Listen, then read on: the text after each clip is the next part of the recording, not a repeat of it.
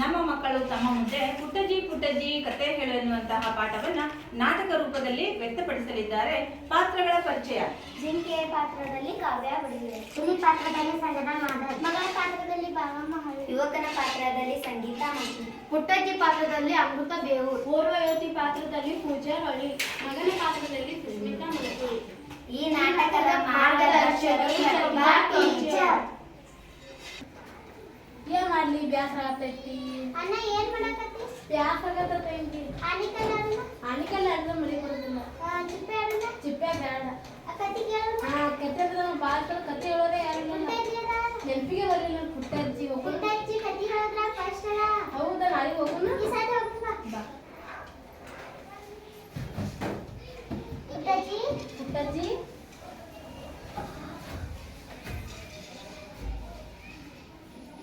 ಏನ್ ಮಗ, ಒಂದ್ ಕತೆ ಹೇಳ್ಬೇಕು ಪುಟ್ಟಜ್ಜಿ. ಕತೆಯ ಯಾವ ಕತೆ ಹೇಳಲಿ?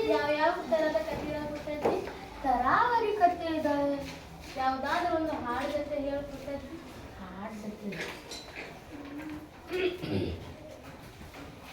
ಪುಟ್ಟಜ್ಜಿ ಗಂಟಲನ್ನು ಸರಿಪಡಿಸಿಕೊಂಡಳು. ಹುಟ್ಟದೊಂದು ಊರ ಹೊರಗೆ ಒಂದು ಹಳ್ಳ ಹರಿದಿದೆ. ಹರಿವ ಹಳ್ಳ ಊರಿಗೊಂದು ಸೊಬಗು ತಂದು ಕೊಟ್ಟಿದೆ. ಹಳ್ಳ ಅಲ್ಲಿ ಹರಿದು ಊರ ಜನರ ಪೊರೆದಿದೆ. ಹಸಿರು ಕಾಡು ಮರಗಳಲ್ಲಿ ಹಕ್ಕಿ ಹಾಡು ಕೇಳಿದೆ. ನೋಡ್ರಿ,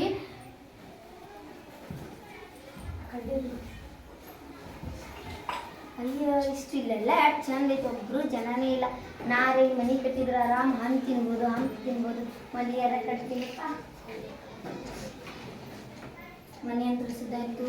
ಮತ್ತಿಗೆ ಗಿಡಗಳನ್ನ ನಟಿಸ್ಬೇಕಲ್ಲ. ಹಣ್ಣು ನಾವೈತಿ, ನಾನು ಹೊಟ್ಟೆ ಪಾಡಿಗೆ ಏನು ಮಾಡಲ್ಲ, ಹಣ್ಣುಗಳನ್ನು ತಿಂದು ಬದುಕಬಹುದಲ್ಲ. ಇಲ್ಲಿ ಮನೆಯೊಳಗೆ ಹೋಗಿ ಏನು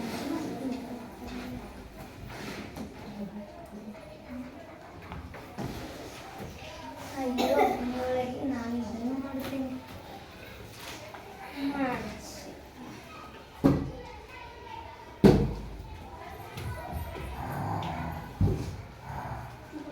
ಕಾಡಿನಲ್ಲಿ ಒಂದು ಹುಲಿ ಜಿಂಕೆಯನ್ನು ಕಂಡಿತು.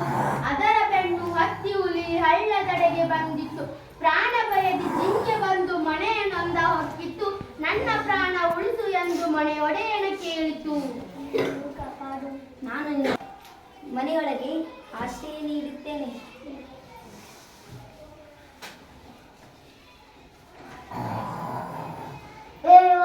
ಈ ಜಿಂಕೆಯನ್ನು ಬಿಟ್ಟು ಬಿಡು. ನಾನು ಇದನ್ನು ಬಿಟ್ಟು ಕೊಡಲಾರೆ. ಇದನ್ನು ಬಿಡಲಿಲ್ಲ ಎಂದರೆ ಕಾಡಿನ ನಿಯಮಕ್ಕೆ ವಿರೋಧವಾಗುತ್ತದೆ. ಕಾಡಿನ ವಿರೋಧಕ್ಕೆ ಆಗುತ್ತದೆ, ಅದು ನನಗೆ ಗೊತ್ತು. ಏಕೆಂದರೆ ಇದರ ಕೊಳ್ಳಲ್ಲಿ ಸರ ಇದೆ. ಆದ ಕಾರಣ ಇದನ್ನು ಯಾರೋ ಸಾಕಿದ್ದಾರೆ.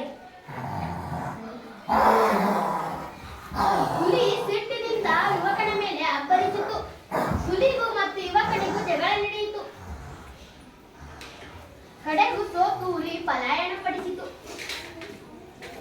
ಸೊಪ್ಪು ಸದೆ ಬೇರು ತೊಗಟೆ ಎಲ್ಲವನ್ನು ತಂದಿತು. ಅರೆದು ಕುಟ್ಟಿ ಮದ್ದು ಮಾಡಿ ಗಾಯಗಳಿಗೆ ಹಚ್ಚಿತು. ಗಾಯವಾಗಿ ಅವನು ಮತ್ತು ಎದ್ದು ನಡೆಯತೊಡಗಿದ. ಇದನ್ನು ಕಂಡು ಜಿಂಕೆಗಾಯಿತು ಅಪರಿಮಿತ ಆನಂದ. ಅಯ್ಯೋ, ಹೇಗಾಗ್ಲಿ ಜಿಂಕೆ ನನ್ನನ್ನು ಕಾಪಾಡೇ ಬಿಡ್ತು.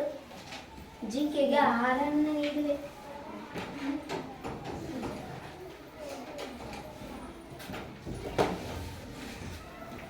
ಚುಕ್ಕಿ ಚುಕ್ಕಿ, ಎಲ್ಲಿದ್ದೀಯಾ ಚುಕ್ಕಿ? ಅಯ್ಯೋ, ಜಿಂಕೆಗೆ ಓಡಿ ಹೋಗುತ್ತಿದ್ದೀವಲ್ಲ.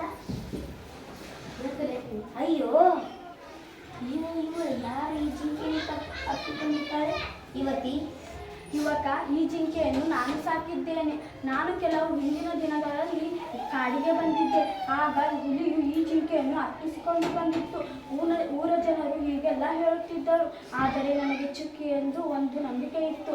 ಹಾಗಾಗಿ ಚುಕ್ಕಿಯನ್ನು ಹಿಡಿದುಕೊಂಡು ಬಂದೆ. ಆಗ ನನಗೆ ಈ ಚುಕ್ಕಿ ಇಲ್ಲಿ ಸಿಕ್ಕಿತ್ತು. ನಾನು ಈಗ ನನ್ನ ಮನೆಯವರು ತುಂಬಾ ಚುಕ್ಕಿಯ ನೆನಪಿನಲ್ಲಿ ಇದ್ದಾರೆ. ಆದ ಕಾರಣ ನಾನು ಚುಕ್ಕಿಯನ್ನು ನನ್ನ ಮನೆಗೆ ಕರೆದುಕೊಂಡು. ಆದರೆ ನಾನು ಇದನ್ನು ಬಿಟ್ಟು ಕೊಡಲಾರೆ. ಏಕೆ? ಏಕೆಂದರೆ ಇದನ್ನು ಒಂದು ಹುಲಿ ತಿನ್ನುವಾಗ ನಾನು ಕಾಪಾಡಿದ್ದೇನೆ. ಆದ ಕಾರಣ ನಾನು ಇದನ್ನು ಬಿಟ್ಟು ಕೊಡಲಾರೆ. ಹಾಗಾದರೆ ನನಗೆ ಚುಕ್ಕಿಯನ್ನು ಬಿಟ್ಟು ಹೋಗಲು ಮನಸ್ಸೇ ಇಲ್ಲ. ಆದ ಕಾರಣ ನಾನು ಚುಕ್ಕಿಯ ಜೊತೆಯಾಗಿ ನಿನ್ನ ಜೊತೆಯೇ ಇರುತ್ತೇನೆ.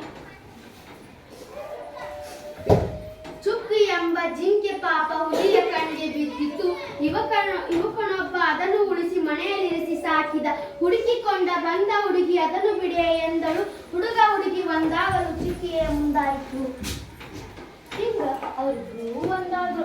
ಆ ಹಳ್ಳದ ಮೇಲಿನ ಕಾಡನ್ನು ಬೆಳೆಯಿತು, ಅಲ್ಲಿ ಊರ್ನು ಬೆಳೀತು. ಬೆಳೆದ್ಮ್ಯಾಗ ಅಲ್ಲಿ ಕೂಡ ಏನಾದ್ರು ಜನ ಹೋಗ್ತಿರು. ಮಕ್ಕಳ ನೀವು ಮತ್ತೊಂದಿನ ಬರ್ತೀನಿ ತರಾವರಿ ಕಥೆ ಹೇಳ್ತೀನಿ. ನನಗೆ ಇನ್ನ ಭಾಳ ಗೊತ್ತದ. ಧನ್ಯವಾದಗಳು.